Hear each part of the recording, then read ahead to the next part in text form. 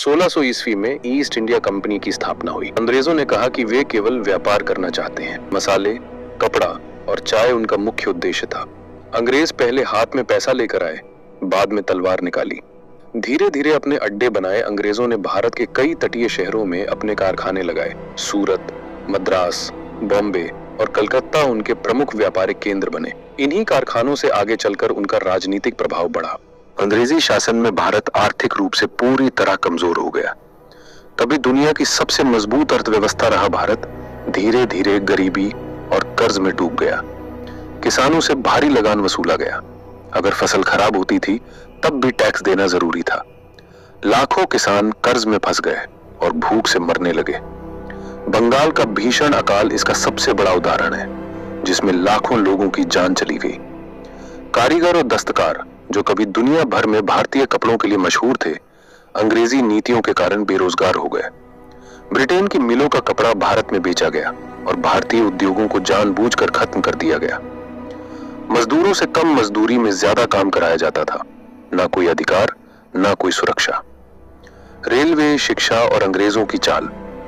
अक्सर कहा जाता है कि अंग्रेजों ने भारत में रेलवे, डाक और शिक्षा दी, लेकिन सच्चाई यह है कि इन सब का उद्देश्य भारत का विकास नहीं था।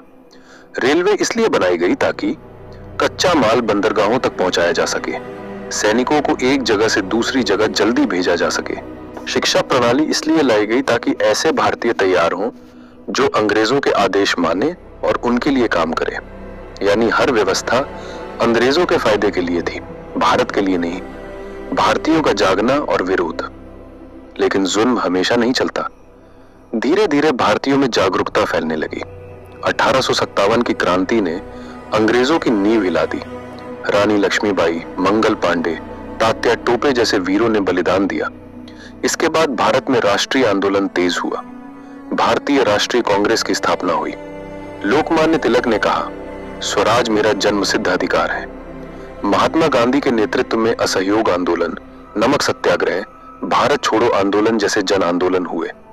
हजारों लोगों ने लाठियां खाई लेकिन पीछे नहीं हटे। बलिदान और संघर्ष।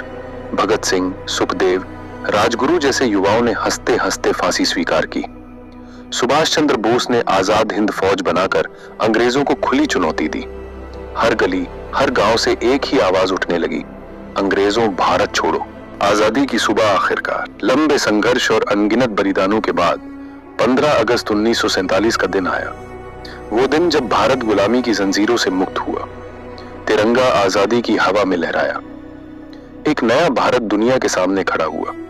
अंग्रेज व्यापारी बनकर आए थे और शासक बन गए थे, लेकिन भारतीयों के हौसले को कभी तोड़ नहीं पाए। आज के लिए संदेश, आजादी हमें मुफ्त में नहीं मिली, ये लाखों बलिदानों की कीमत है।